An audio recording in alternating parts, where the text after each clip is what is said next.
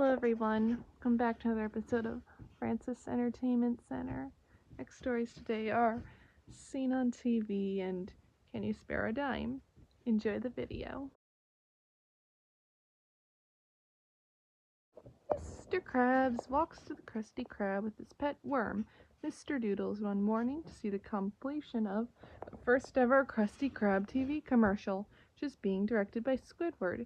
However, upon seeing the expensive production values, he fires all the cast and crew except the clown and decides to direct it himself, using himself, Squidward, Pearl, and SpongeBob as the cast. The clown was never seen.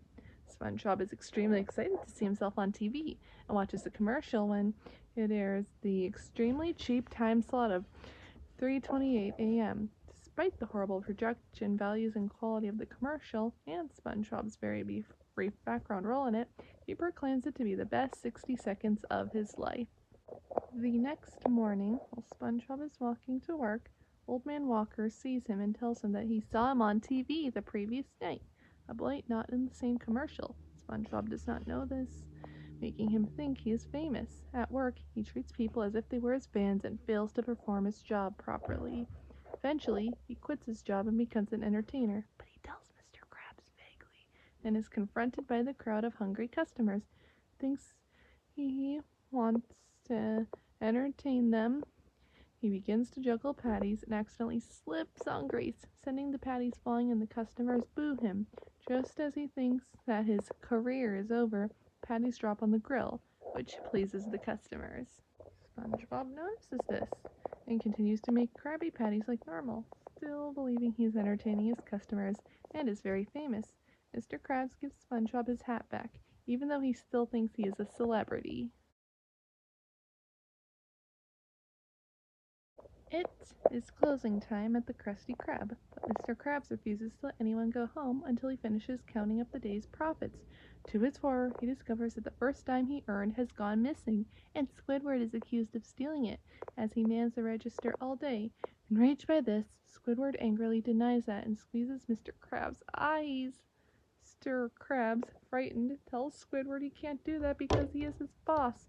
In response, Squidward quits his job and storms off. SpongeBob runs outside and attempts to convince Squidward to change his mind, but after hearing Squidward's great ambitions, SpongeBob leaves him be and insists that if Squidward needs anything, he can seek help from him. After some time, SpongeBob encounters Squidward again. Unable to find a new job, Squidward has become homeless and is now living on the streets, cardboard box, begging passerby for spare change. After his cardboard box repossession, Squidward laments his failure and sobs. Feeling bad for Squidward, SpongeBob lets him stay at his house until he can find a new job, pampering him with breakfast in bed and massages. One night, while SpongeBob attempts to get some sleep, Squidward repeatedly calls him for various minute reasons, which ends with SpongeBob falling down the stairs.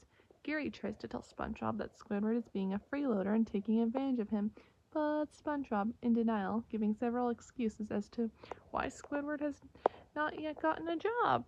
However, many months pass by and it becomes obvious that Squidward has no intention of finding new employment or looking to better himself, instead becoming completely dependent on SpongeBob and turning him into a manservant of sorts. At this point, SpongeBob begins to lose his patience, so he tries conveying several less than subtle hints to Squidward in order to push him back to look for work, such as serving Squidward a bowl of alphabet soup with the letters arranged to read "Get a Job" and trying to get him to read job listings from a newspaper, which he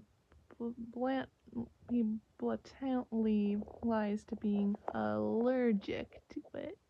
These hints prove to be useless, as Squidward deliberately ignores them, so SpongeBob tries to make it as simple as he can by actually talking him down and not even using hints, but still no avail. Eventually, a fed-up SpongeBob pushes the bed that Squidward is lying on through the upstairs wall and all the way to the Krusty Krab.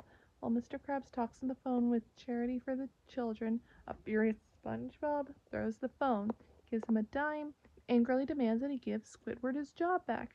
Mr. Krabs says that the dime is not his first dime, refuses, and rudely throws it on his face, even turning down the many other dimes that SpongeBob offers by throwing at his face.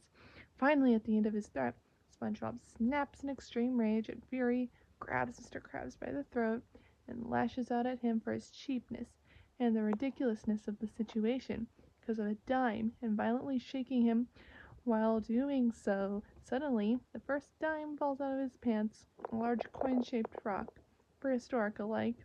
Mr. Krabs explained that he has been in the business for a long time, revealing that it was in his pocket the whole time. Squidward is rehired to his original position, and all seems well until Mr. Krabs accuses the former of placing the dime in his pocket. This starts a new dispute, and while the two continue to argue, SpongeBob changes into his maid outfit as he anticipates the outcome.